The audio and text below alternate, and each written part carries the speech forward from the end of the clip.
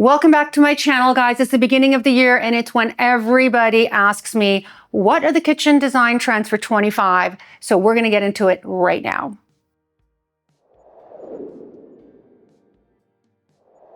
In the next few minutes, I'm going to blow the lid off of the kitchen design trends that are officially done. And I mean done, done, done. So if you are reimagining your kitchen, updating your kitchen, renovating your kitchen, you do not want to miss this. And I'm going to save the best, as usual, for last.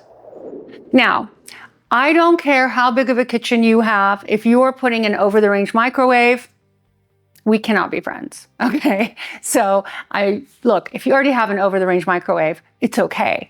I'm just trying to exaggerate this so that you guys understand how important it is to really try and understand kitchen trends so that you have a beautiful, gorgeous home. And over-the-range microwaves, unfortunately, look very apartment-like, and they just don't look custom. By the way, you can easily put your microwave in a drawer. You can put them in a cabinet. There are so many different ways of incorporating a microwave into a kitchen that is so much more advanced and beautiful that is what I'm going to be recommending in 2025. So visual flow is very important, and this is why we talk about removing the microwave, because you want the space to feel elevated, and having visual flow in a space is important, and the microwave is just an eyesore. Before I get into the next outdated trend, don't forget to hit that subscribe button. Guys, I am perplexed to find out that only 33% of you, we did the analytics, that watch are subscribed. So if you're enjoying this content, it would mean a world to me and all the hardworking people on my team that come together every week to give you content. So it's free, it makes a difference, and I would appreciate it. White kitchens are out. Now, I'm saying that with a caveat because I love white kitchens, but I would be remiss if I didn't share with you what collectively designers are saying. We just finished a white kitchen still because I think it's timeless. So it's a little bit of a yes, no for me.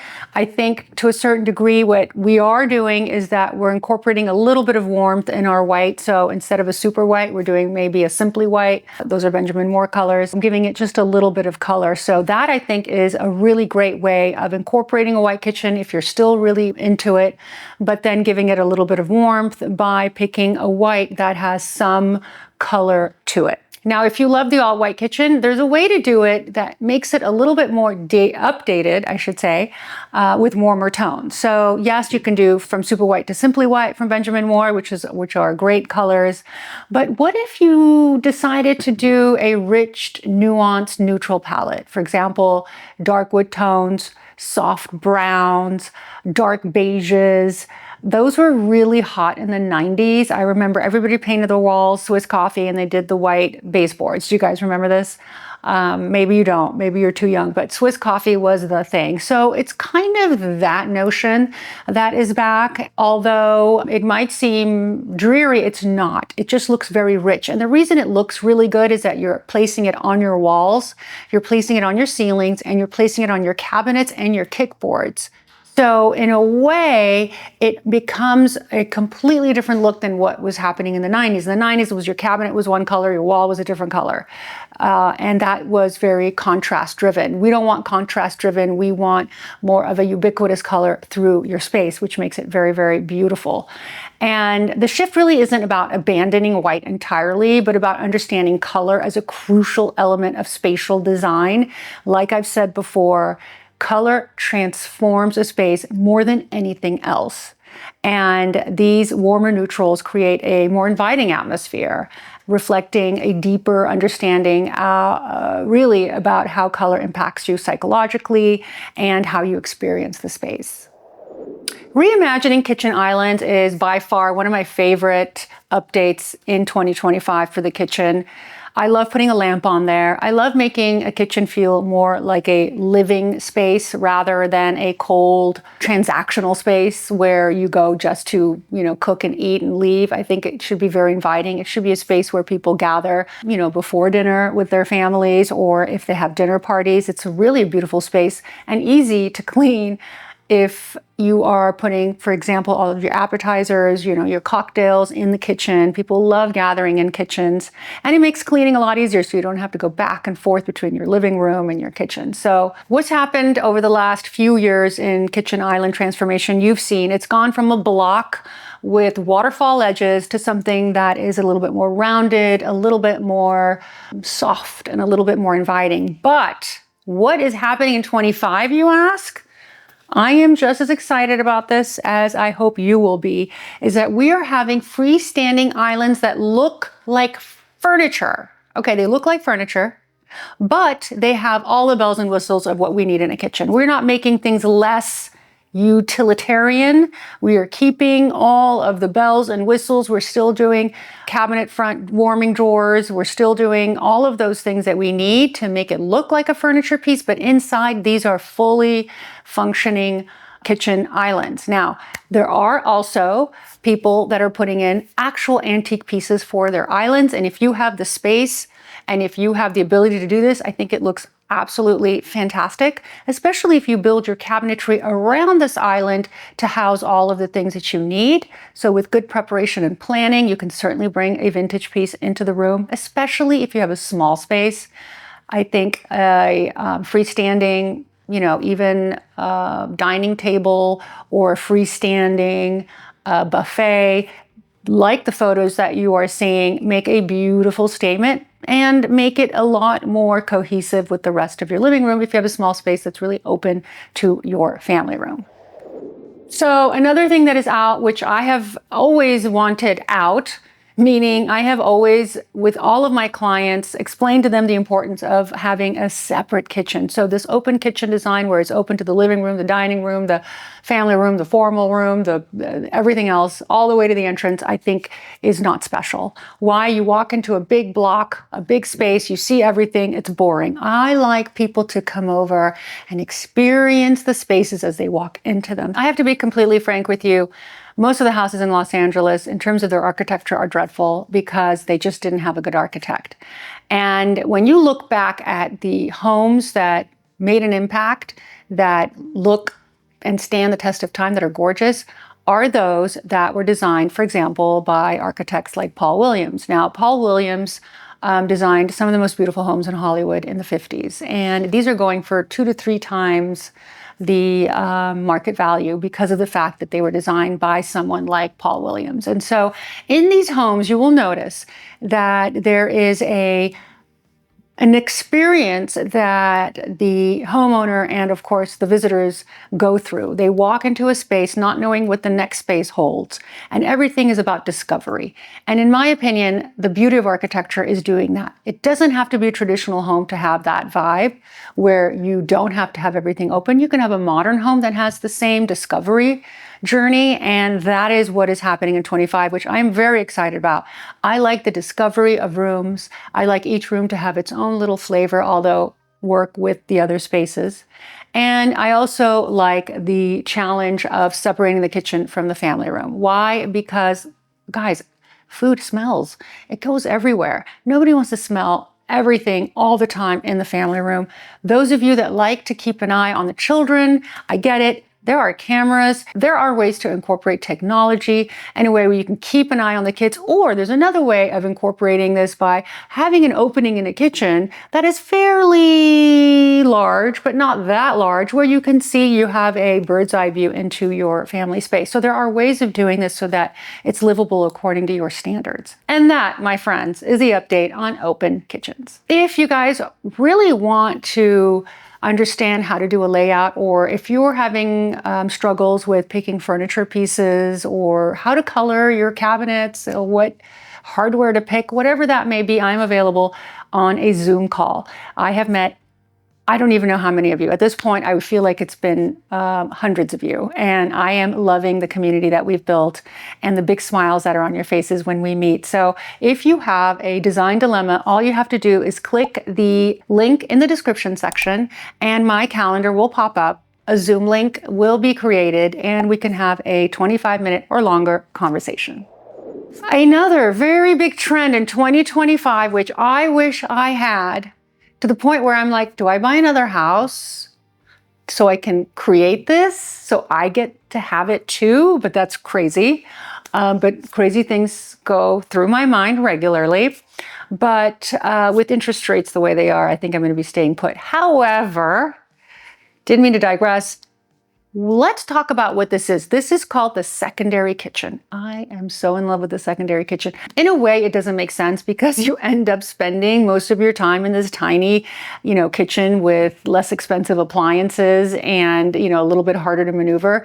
And then you have this gorgeous kitchen that you never use. But the butler's pantry emerges as an elegant solution to these challenges, which is you want to keep your main kitchen clean. You want a space where you can, fry whatever you need to fry, hopefully not that much, but every once in a while we do like French fries.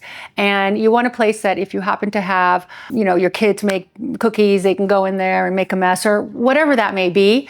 It's a great space, and you can also double it as a butler's pantry. So it's a secondary kitchen, allowing hosts to entertain without revealing the behind the scenes cooking process. If you're lucky enough to be able to host, and if you're lucky enough to be able to hire staff, this is where the staff goes, and you can still have your kitchen be a beautiful, elegant space where people can actually hang out and the staff can bring in the food. But short of staff, for us regular folk, it still is a great way to be able to segment and do things that are a little bit dirtier in that space, and then perhaps things that are easier and less, shall we say, messy in the bigger space. It's just nice to have. If you don't feel like doing dishes on the weekend, you can just go into the secondary kitchen, pile it up, close the door, pretend it's not happening. So there's a little bit of psychology behind that. For millennials, it offers a nostalgic connection to traditional home designs while solving contemporary entertainment challenges.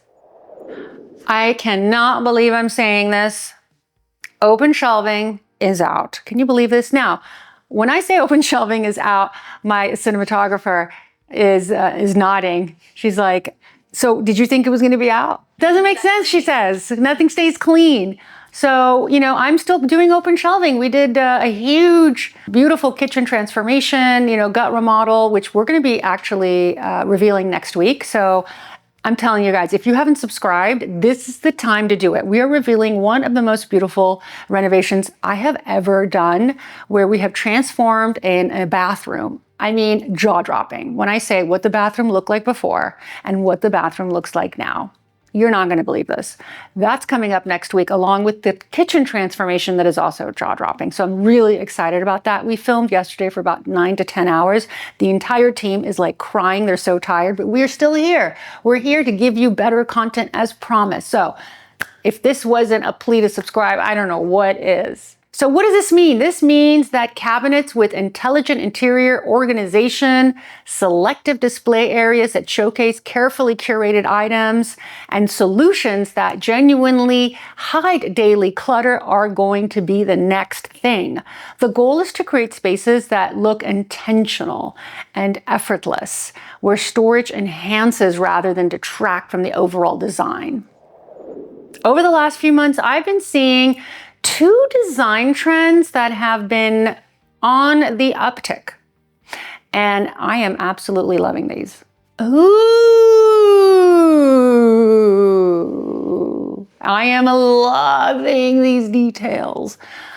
Okay, are you ready to accept this information? So if you're doing a kitchen, please do this. This is called the Dovetail Detailing. You can see from these images how interesting that looks.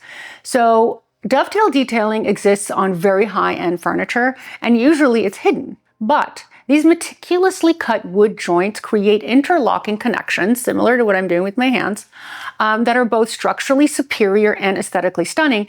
So having that as a door front, your drawer front displayed, has two effects. One, it's beautifully made, and dovetail drawers from the 40s, 20s, 30s that still work and operate to this day are dovetails. If you notice dovetail in your antique pieces, you have a solid lifelong piece. And that's what's happening on these kitchen islands, or not necessarily the island, all over your kitchen fronts. Now, this trend reflects both a broader cultural shift towards valuing authentic, good quality handcrafting elements, which I'm really excited about. This is why I'm launching my furniture collection coming up soon, guys. You'll know when you know. But the reason is that quality has to supersede junk. It has to. I get the need to want to grasp towards, you know, that really inexpensive CB2 item. But the nightstands that you buy at big box stores all fall apart and they just don't look that great. So I am really, really excited about quality craftsmanship coming back. And those of us who value quality over quantity, such as the clothes we're wearing, that's why these brands that are more quite luxury are doing well. And the same thing is happening in furniture design. Since so many of you asked today, I am wearing, and I decided to put an entire outfit together so that it gives you a little bit more value. Again, what we're doing in 25 and onward is to give you guys more value. So I am wearing these gorgeous, I have to say gorgeous, I'm obsessed with these jeans. These are DL 1961. I can't even believe what comfort they are. And also the cut of them is very flattering considering they're baggy jeans. For those of you who are scared of baggy, don't be. I'm wearing a very thin cardigan that I've had for a while. I will link something like it. My Chanel moccasins and my absolute favorite new, well, I should say new, but it's from the Real, but I believe they still have this Nina Bing jacket. I think it's so cute and it is so utilitarian and so soft. And lastly, I paired it with my burgundy Bottega bag. The next must-have, must-share trend that you are not going to believe is what I call the soft Scandinavian design. And this design philosophy prioritizes smooth, rounded shapes that create a sense of calm and emotional comfort.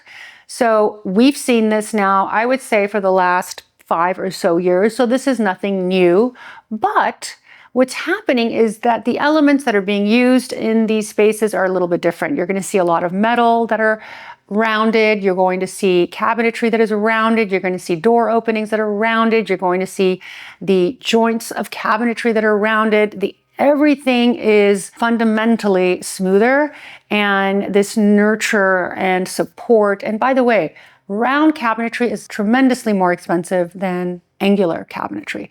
So again, this is part of the, so let's spend a little bit more money and create something that is special, create something that is going to really stand the test of time in terms of quality and aesthetic.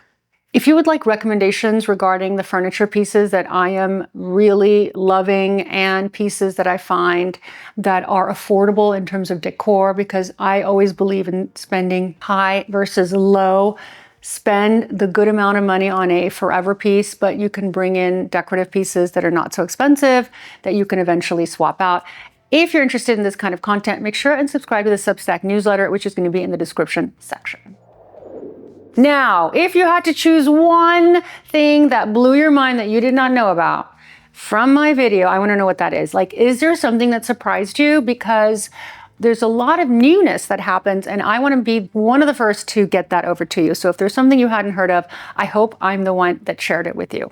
Again, thank you for joining me on this channel. If you want to see behind the scenes and fun stuff, there's a vlog, guys. That's also in the description section. So if you can't get enough of me, I certainly have gotten enough of myself. But if you need more, make sure and tune in on Saturdays to our vlogs and on Sundays to our regular content. I'll see you guys next week on this channel, The Red Elevator.